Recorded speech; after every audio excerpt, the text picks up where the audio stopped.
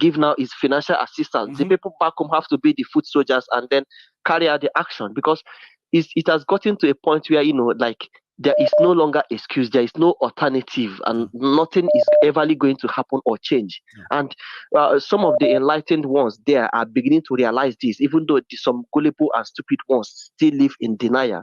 But the fact is that the system needs to come down. It needs to be, it needs to be reduced to nothing, and the whole process of building our individual nations can, start. Can really we can, it can kick off from different, from different regions of the country, because the Nigerian unity is all delusional. It was never there was no unity in the first place. There was no unity in the first place. So now that we lost it, so when did we lose all our? We never had it. We were pretending. No, there wasn't any unity in the first place. We were pretending all these years. Now time for pretense is over. Let's get real. Yeah.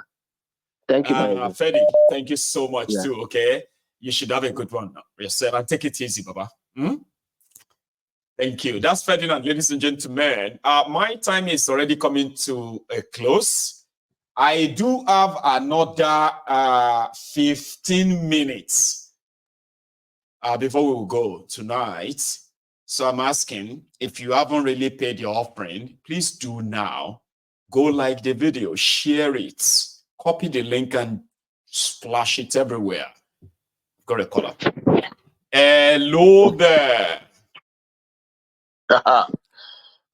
Agujebwe. One name. Igwe Jikash. One name. Osita. If the world doesn't know, they should know that you are the richest man on the planet, because I know you have merchandise and merchants following you everywhere you go. I've got friends that money can't buy. Not many people can say that. So I'm rich. Yeah. And I'm happy. I'm telling you. Osita, you couldn't let this go tonight, would you? So you just but I'm always at the background watching.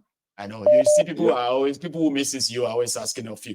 They're asking for prayers. They've asked of you. They've asked, they ask for a lot of us here who usually are like regulars. But it's like the congregation is so big now that some of you have chosen to just observe. Only show up whenever it is so necessary. And I always show up whenever there is a discussion as regards to who this man is. The what they call the professor, the wooled man, who did not invent anything. The good thing about it is that sometimes when somebody who thinks is educated is talking, sometimes the best people to address him is that one whom you think is less educated, and you think that one doesn't know what it takes to know that some people pass through the school didn't pass through them. Somebody like Odumeje, the Indaboski, believe me, he is the person who gave him the best of the answers, the best of response to who he is. He defined his life for him. Because when I was in primary and secondary school, I hear about Wole Soyinka. I was born and bred in Lagos. I schooled in Lagos and Ibadan. Nobody, I will tell you, of everything, I did not know anything about Wole Soyinka's books. Let's be frank and candid. We never used any of his book in our school curriculum. Anybody who is between the age of 43 and 46 will attest to what I'm saying, or if not even 50. In Lagos, we didn't use any of Wole Soyinka's material. I think they told us then, Osita, there was a rumor that Nigerian government won't let the schools have his books until early 90s or something like that, because he is considered to be a very vocal critic of government. They told me that. And that made me feel like, then he must be a very good activist then.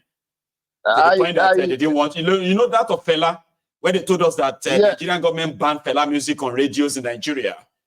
That was similar thing they told me about this man. Yeah, but I will not believe I will not believe that fact. 100%, yeah. Okay. The reason I didn't believe it is because even Dr. Chinua Achebe, at that time he was a doctor, he was a critic of the Nigerian government. But yet we knew his books. We learned from his books. I read his book too. So I do not know. Most of those people, as at that time, they were authors, they were not in bed with government. No. Flora Wangpa, I can name their names. They were not in bed with the government, especially because it was military. So all these things they talk about this man, I've asked myself, I've said this in this program. When you say we don't have respect for elders, I mean, we do have respect for elders. We do. And the white man, where we stay right now, they will see an elderly person. They will call him Mr. Brown, Mr. Smith. And our parents will come here and say, no, that the children here, they don't have respect. It is we that have respect. And I ask myself, what have we achieved? What have we attained with this respect that we are talking about? The ends should justify the means. It should. The problem about Wole Soyinka is simple as ABC. He is no longer relevant. He is no longer relevant. Those days that he will speak those vocabularies that you can't even find in the Oxford Dictionary. 1950 English. Yes, he will speak those English that he heard directly from the mouth of a white man that came to Nigeria at that time. That was what he was speaking. Then at the end of the white man don't even speak like that. Papa, you live in America. Don't even speak like that. White people don't even speak like that. English people don't speak like that. So why? Because he found himself that he's no longer relevant. Yes, I concur with one of the callers who said that he has a beef with Obasanjo. It is not only Obasanjo he has that beef with. There are some people in their own cadets, that their age, that today they are trying to see from the eyes of the youth. Of the young people. They were all blinded. I will tell you, like I was discussing with one of my friends, I said, the biggest disadvantage that we have caused ourselves was actually caused by our own fathers. Our fathers and our grandfathers, because they allowed these Radamovians without holding them to concept, without holding them all kind of accountable. nonsense. Yes, and when they tell them, soldier come, soldier go, stand at ease, they will stand at ease, bend down, they will bend down. Believe me, that is when you will understand that, yes, we are having this problem. The reason we are having this problem is because of our parents, our grandparents, they all failed, because had it been they take responsibility, account of what is happening around their time, we won't be in this particular mess where we are. Because the people of this generation, the people of your time and my time now is not agreeing with whatever that is happening right now. We are asking questions daily, and that's questions because they don't have answers to those questions, and that is the reason they are misbehaving the way they are. And now they are gaslighting us, they are threatening us, they are doing all of this because they don't have any answer. You have failed us. So now you still want to control us. Or we're mad. Yes. Because what I know that he is watching this program, or somebody that is close to him is watching this program. But I want to tell you, whatever you like, you say, you have spent your time, and you think you are going to spend the time of our own generation and the generation to come. I am telling you, brother, I am telling you, Wole Soyinka, you have failed. It's never going to happen. Yes. Thank you very much. God bless you, Osita, right? I appreciate you stopping by again. I am taking my last, let's see if I can get that. Okay. I think I'm taking my last call now. Maybe. Here. Hello. Oh, thank God, my good, thank God. You know, before Osita, the guy that spoke, touched, I wanted to just watch today. I'm just watching, but the guy that spoke before Osita, yes, from UK, that said that he came to UK when he was 26. I know. And when arriving at in the UK, he now saw that he's 20 kilometers backwards or 100 kilometers backwards. That story touched me because I'm not alone. He's not alone. I'm also in that clique. So that's why I was fighting to call. So it's like this night now. The guy relieved me. I dropped a load off my head. Because I came to Germany when I was 33, 2010. So when I got into KLM, I was smiling that I'm going to a paradise, you know. And before something happened when I was getting this visa, they all these idiots that said they are agents or people that are used to help you to do this, do that. They now said to me that I should upgrade my age.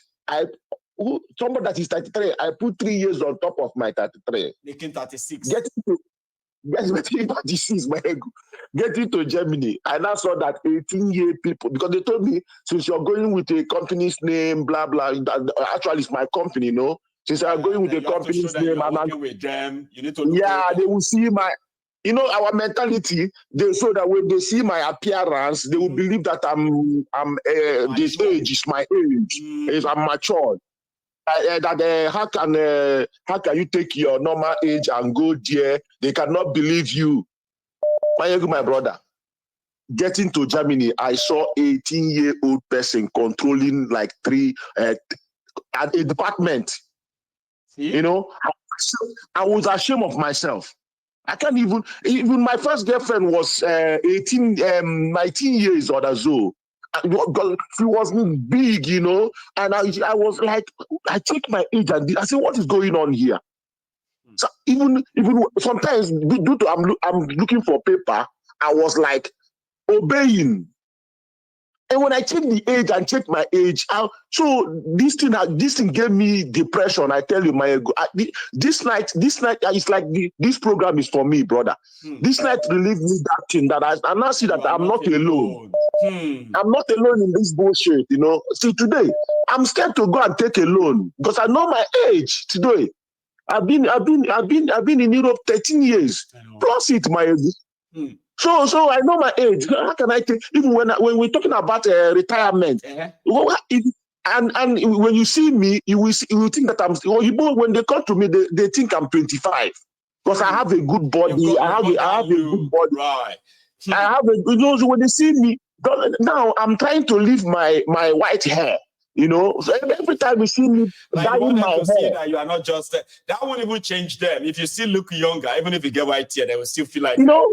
My brother, you are not alone in that mess. I'm also in that mess. So the people at home, when they are talking about nonsense, the people of my age, they don't even know how to. They don't understand this. Imagine somebody in their 40s and they are living. Yes, they are living for abroad. It's not that will make somebody who is in their 40s, right? They want to go to the UK and start afresh. You have seen people who are living at different ages that ordinarily, if a country is working, that should be their productive age. You get what I mean now? Yeah. But because Nigeria has been slapping us from the age of 18, where we have been treated as kids, you will see 30-year-old man. They go say, see this small boy. Can you imagine this small boy? Yes. See the way this small boy is talking. Something like that. And you are like a 30, something 60. Like that. It's not a small boy. No, it's a small boy. How old is he? How old is he? 30? Yeah. It's just a small. Now, this mentality has allowed them to rob us. I arrived in the UK when I was 18. I'm sorry, 28. Yeah. And just like yourself, till tomorrow, I consider that 28 years of my life as the life that Nigeria robbed from me. But you know what people want me to feel like? Oh, Mayego, don't say that. God. Look at you today. You whatever you are, Nigeria prepare you. Nigeria made you to be able to stand anywhere. I say, shut up your mouth, man. We say that to make us feel better. I'm telling you. Nigeria robbed us, and we will never get back what Nigeria. They rob us our age. Ever. My own is even better. When I sit down like this, I watch old men around me in their 60s. When I watch them, You see them, my good. You know, last time I said that it's like people in Africa use us as sacrifice here. Yes. Because when you take it, I know my state, I know my village, I know my kindred, but my children don't know this. And use my age now, and use those that came before me, all those professors, medical directors that are here, they are now up to 70, 80, 60 something, and they are looking at their children going to all these foreigners, Afghanistan, all these marrying anyhow, doing anyhow. Their father will be sick. They don't ask about them. They will say, oh, no, he's there, he's doing his thing. You know, then put them in our shoes and see how depressed. They will tell their friends and say, "Oh, my dad is African. I'm not African. I'm a Yoruba man." Africa. But yeah, they don't do anything. Families have been cut off, right? All this Japa thing, right? Oh no. And people are still listening to these people. Look at Tinubu, a whole president. He did to his followers.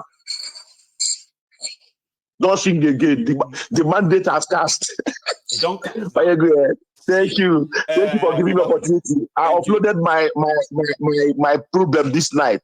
Thank you so much. I was there just to listen. Yes, but tonight we are not all alone. I'm not alone. I'm seeing it now because I experienced it too. Okay, to be the glory is what we say now. Thank you, brother. Good night. We don't look like what we have been through, Baba. We don't look like what we have been through. Nigeria robbed us, and that's why I will never forgive Nigeria. Seriously, ever.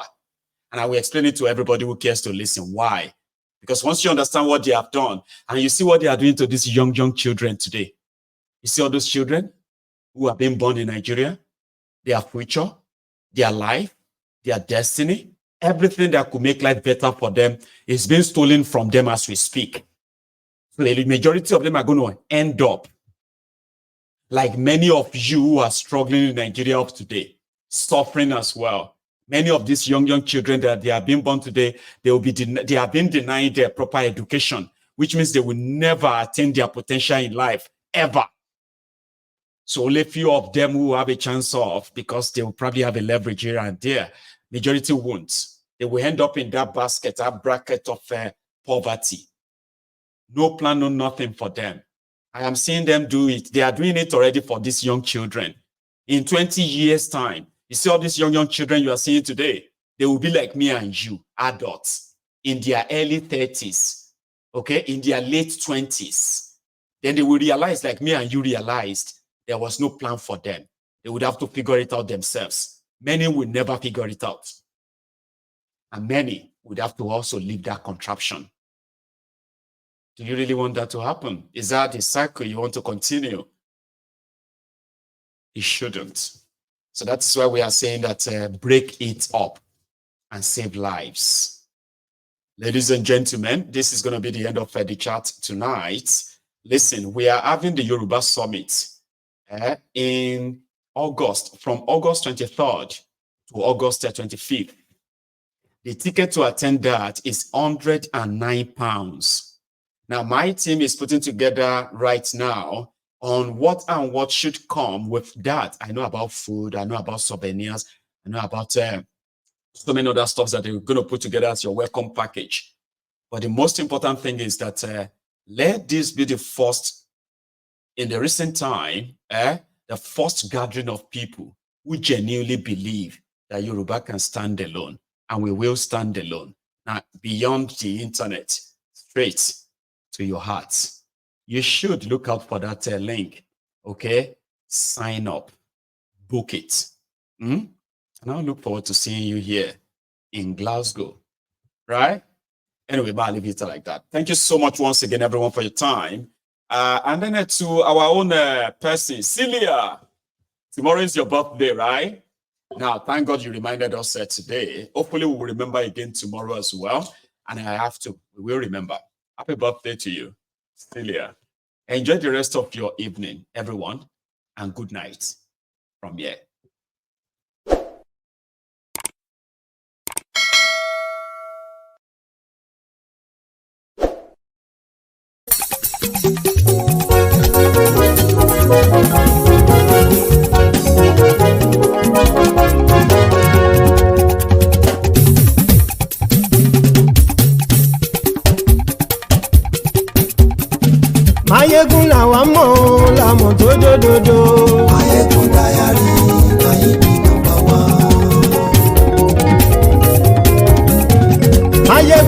mọ̀ láwọn tó jódodo. Máyégún Diary Náíbì nọ́mbà 1. Máyégún ti dé o ọ̀rẹ́ ará ìlú. Máyégún Diary Náíbì nọ́mbà 1. Lórí Facebook lórí YouTube. Máyégún Diary Náíbì nọ́mbà 1. Gbogbo bó ṣe ń lọ ni Máyégún já wa sí. Máyégún Diary Náíbì nọ́mbà 1. Àṣírí ọ̀jẹ̀lú kì í bò níbẹ̀ o. Máyégún Diary Náíbì nọ́mbà 1. Bó bá ṣe eré àní Máyégún máa wí. Máyégún Diary Náíbì nọ́mbà 1. Ó sì tún ṣe eré wàá gbọ́ níbẹ̀ o. Máyégún Diary Náíbì nọ́mbà 1. Máyégún Diary politico. Máyégún Diary Náíbì nọ́mbà 1. Godfatherism kò sí lọ́rọ̀ Máyégún. Máyégún Diary Náíbì nọ́mbà 1. Ẹ farabalẹ̀ sẹ́ o kẹgọ́rọ̀ lẹ́nu o. Máyégún Diary Náíbì nọ́mbà 1. Àní Máyégún làwa mọ̀ tó dódòdó. Máyégún Diary Náíbì nọ́mbà 1.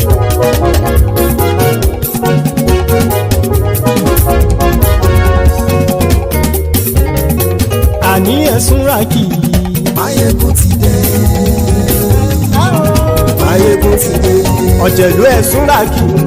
Máyégún ti dé. Àní ẹ̀sùn ràkì. Máyégún ti dé. Lórí Facebook.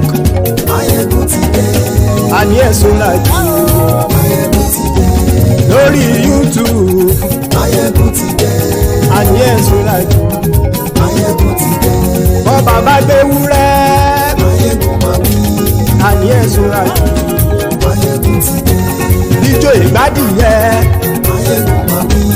Àní ẹ̀sùn ràkì. Máyégún ti dé. Prẹ̀sìdó bá rúfin o.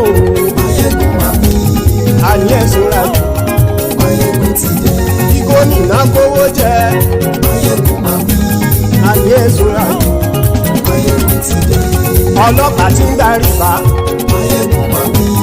Àní ẹ̀sùn ràkì. Máyégún ti dé. Aṣòfin tí ń rúfin o. Máyégún máa wí. Àní ẹ̀sùn ràkì. Máyégún ti dé. Òpùrọ́ olóṣèlú. Máyégún máa wí. Àní ẹ̀sùn ràkì. Máyégún ti dé. Ọ̀jẹ̀lú ẹ̀sùn ràkì. Máyégún ti dé. Àní ẹ̀sùn ràkì. Máyégún ti dé.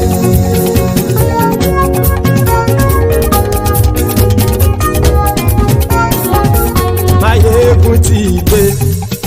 Gbogbo ọ̀jẹ̀lú ẹ̀sùn ràkì. Máyégún ti dé. Gbogbo ọ̀jẹ̀lú ẹ̀sùn ràkì. Ṣùgbọ́n ní bá ti ṣe èyí tó yẹ kí wọ́n ṣe, ọmọ bá dèrò ní fi wọ́n níran o. Máyégún ti dé. Gbogbo ọ̀jẹ̀lú ẹ̀sùn ràkì. Máyégún ti dé. Gbogbo ọ̀jẹ̀lú ẹ̀sùn ràkì. Ṣùgbọ́n ní bá ti ṣe èyí tó yẹ kí wọ́n ṣe, ọmọ bá dèrò ní fi wọ́n níran. Wọ́n fowó bẹ́ẹ̀ o, Máyégún ó sọ pé wọ́n ò fẹ́ bẹ̀. Wọ́n fowó bẹ́ẹ̀, Máyégún ó sọ pé wọ́n ò fẹ́ bẹ̀. Oníkanṣá ti ṣe èyí tó yẹ kí wọ́n ṣe, fáwọn ará ìlú tó gbé wọn débẹ̀ o. Àyè. Máyégún ti dé. Gbogbo ọ̀jẹ̀lú ẹ̀sùn ràkì. Máyégún ti dé. Gbogbo ọ̀jẹ̀lú ẹ̀sùn ràkì. Ṣùgbọ́n ní má ti ṣe yìí tó yẹ kí wọ́n ṣe, ọmọ bá dẹ́rọ̀ ò ní fi wọ́n níran. Ha! Kì máa yí ṣe eré, ọ̀rọ̀ yìí kì í ṣe ẹ̀fẹ̀. Kì máa yí ṣe eré, ọ̀rọ̀ yìí kì í ṣe ẹ̀fẹ̀. Ẹni bá ti lè lẹ́bọ̀ lẹ́rù o, ọmọ bá dèrò kàṣàyè tú wọn síta. Máyégún ti dé. Gbogbo ọ̀jẹ̀lú ẹ̀sùn ràkì. Máyégún ti dé.